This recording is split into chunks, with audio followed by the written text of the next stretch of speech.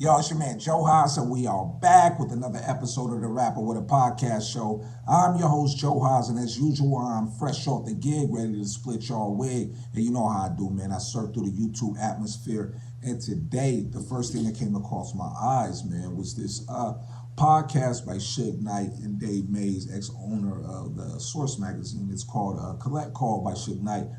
And 2 episodes in is already one of the dopest podcasts in the YouTube atmosphere, infrastructure, whatever you want to call it. Now, in usual Suge Knight fashion, he drops a lot of hilarious takes, a lot of outlandish takes, a lot of threatening takes. But one of the things that he was talking about was that the way Pac got signed to Death Row wasn't actually by Snoop. Now, everybody knows that Snoop is the one who says he put the play together to get Pac signed to Death Row. Just so y'all know, Snoop Dogg is the reason why Tupac was on Death Row Records. Talk about it. So I told Suge, I'm like, I'm hearing stories about Cuz in jail. So you need to go get him and bring him with us. Because he need to be with us. He like our kind of nigga, he my friend. Suge didn't know Cuz, he was my friend. Right. So Suge went and cut the deal and got him out, and who did he come to when he got out? He came to me and Daz. That's why Daz laced him up with all of them hits in the beginning. He came straight to my house in Claremont. Used to go to court with me every day, jump in the back of the Rolls Royce with me. But Suge Knight is actually saying no, it was not Snoop who got Pac signed to Death Row. It was actually Pac's ex-wife named Keisha. Now, I remember hearing Keisha's name in one of the Vibe magazines where Pac was being interviewed, and I always knew that she was his ex-wife, but we never really heard much about her story or anything that she had to do with Pac, except that he was married to her at one time when he was in prison.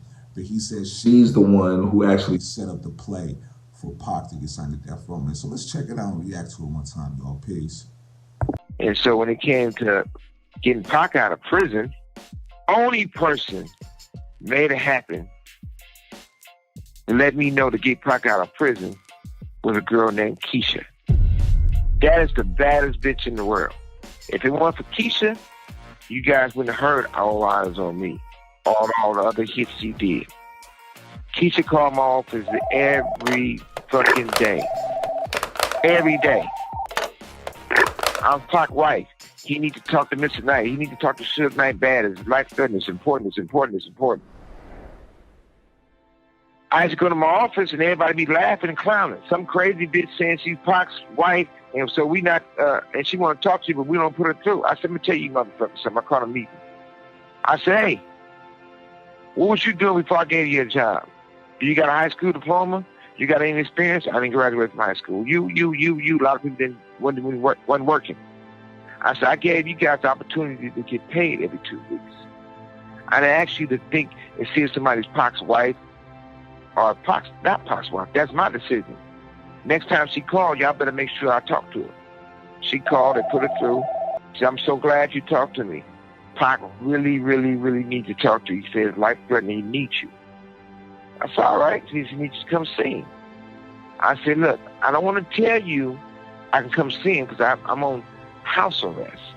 I'm going to go drive to my attorney. I don't want to talk to him on the phone. Call me in an hour and a half and I'll let you know. She called back an hour and a half. My attorney said, hey, we can get this shit, but you taking a risk. If you walk through that metal detective and it goes off because that ankle bracelet, we fucked. I said, I got to take that chance because she said it's life-threatening. I got to do what I can to help Pac. Flew private to New York, had to fly a smaller jet to get to where Pac at, and then take a 2-hour limo ride to get to the prison. Very first time I seen Pac, we had the conversation. I kept going back. But Keisha made that happen. Then when people went around and said, well, Pac... That ankle bracelet when didn't people go turn off, around and that said... ankle bracelet didn't mess you up. If it went off, I'd still been locked up and Pac would have still been locked up. But the crazy thing about that shit, right? I didn't have to do a deal with Pac because Interscope didn't want Pac anymore. They was giving me Pac contract because they didn't want Pac no more. He was too much for them. Pac used to walk in the motherfucking office and call them all motherfucking the devils. And they didn't do nothing for him when he was in and when he was in prison, they didn't help him. So he was done with them. They gave me his contract.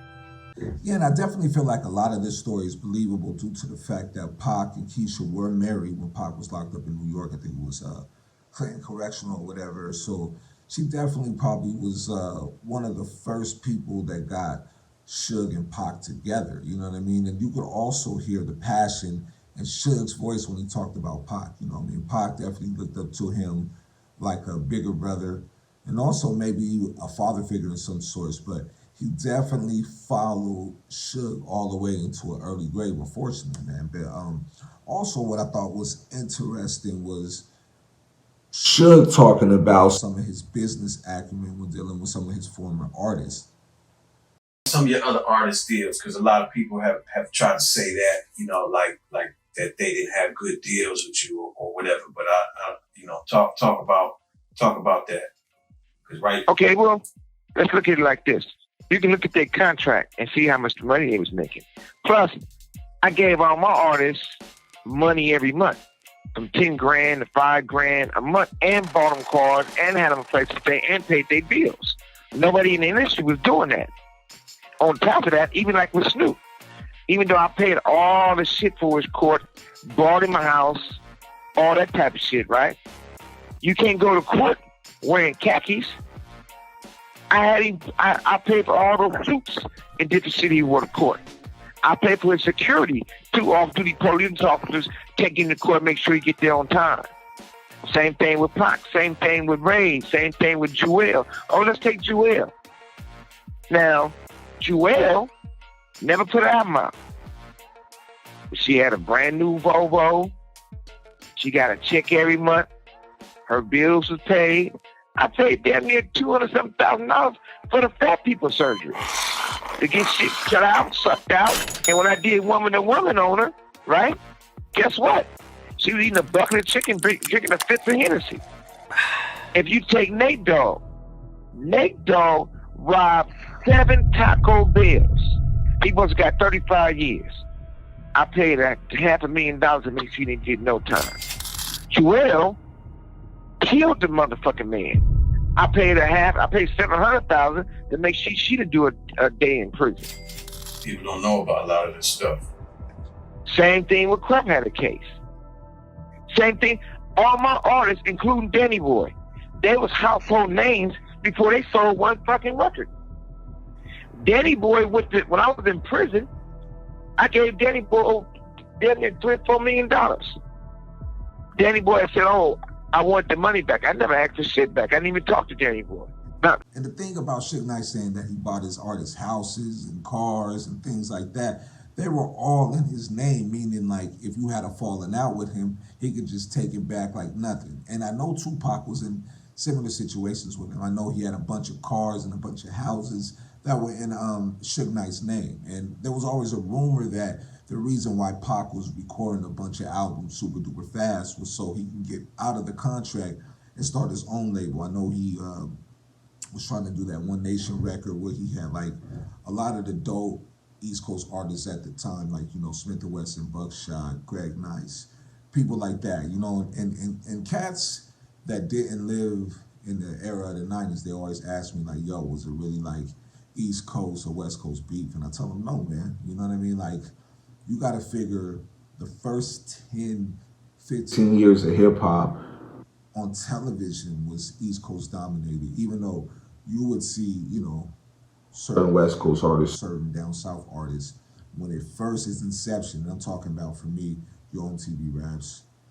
In the beginning, it was like 90% East Coast artists, and that's what we like. So there was never going to be, at least from people in my era, a backlash against the West Coast. Now, when it came to rapping and all that, we would want to prove a point that we were equal with the East Coast artists as far as like lyrical content, if you want to take it to a battle. But there was never like, oh, he got Tim's, let's go beat him up. You know what I mean? And I always trip out off people who really think that's what was happening. That thing was just straight up a bad boy death row situation. You know what I mean? And also he talked about Jewell, rest in peace. Now Jewell, man, she was like a super dope singer, man. She did a lot of hooks on a lot of the early Death Row albums, the Snoop albums, the Dre albums, man. She's classic, man. Beautiful voice. And I know they had, some falling outs over business, you know what I mean? But that story where he said she actually killed someone, it is somewhat true. I'm gonna just have to say this, so number 16 on the album was Bitches Ain't Shit. So I did that. I did Dre Day, Swing Down Sweet Chariot, Stop and Let Me Ride. So people don't know I could disguise my voice, because I'm kind of a chameleon when it comes to that. So we did Let Me Ride. Let me see, I did Gin and Juice with Snoop Dogg. We did Snoop Doggy Dogg. Well, actually, when we recorded that record, I had went to jail for shooting this nigga named Puddin', who started the Blood Gang.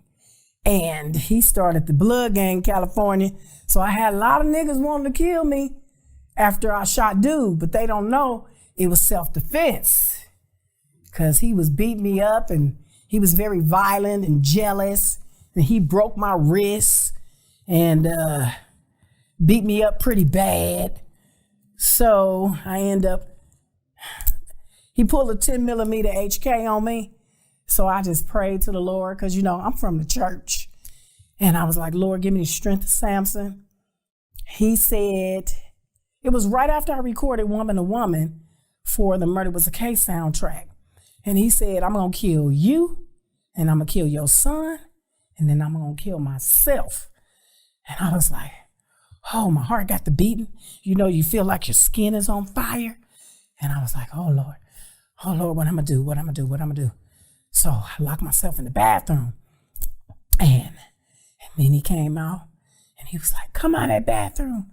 So he bust the door open, because I was like 160 pounds. He was like 230. He was very buff, And he got in that door, and he had that 10 millimeter HK. And all I know is I prayed to the Lord. I said, give me the strength of Samson. So I grabbed the gun, and I wrestled him for the gun. And his hand was actually the one that was on the trigger. So he ended up getting shot in the chest during the struggle. So the police, I was like, I just shot my boyfriend. So the police, they came. There was no gun residue on my hands and everything. And then he was telling them, it was an accident. It was an accident. So he told me, as he was laying on the ground, he was like, I got a lot of enemies. Don't send me to jail. Please don't send me to jail. Somebody gonna kill me. I let him know it was an accident. I'm sorry, I love you. I just love you so much. I just thought you was gonna get rich and leave me. So the nigga heard Woman to Woman, he just thought I was gonna be out of there. But Woman to Woman was 72 with a billboard on Hot 100. But anyway. And also with the Nate Dogg situation where he said he robbed like 7 Taco Bells. I did hear about that story. I don't know how true it is or not, but I did hear about that.